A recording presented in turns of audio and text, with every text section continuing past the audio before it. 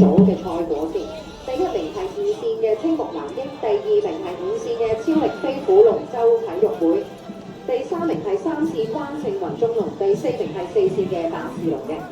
好啦，同一時間啦，西圈第2場賽事已經開始咗啦。特別有2線嘅顯基工程廣東路，3線龍之友，4線安希運輸定得住，5線飛魚龍舟體育會同埋6線嘅高域工程東方龍嘅。咁你啱啱排完第一個咗大個浮波啦，見到咧紅興龍咧有一個相當之唔錯嘅優勢，跟住望落去咧應該係有外線嘅東方龍啦，跟住然之後幾條都幾齊嘅咧。就係有飛魚啊、頂得住啊、龍之友咁嘅，去到最後一個波啦，咁樣睇埋咧，唐永龍應該係已經贏咗半隻龍船嘅身位㗎啦。而緊隨其後咧就見到東方龍，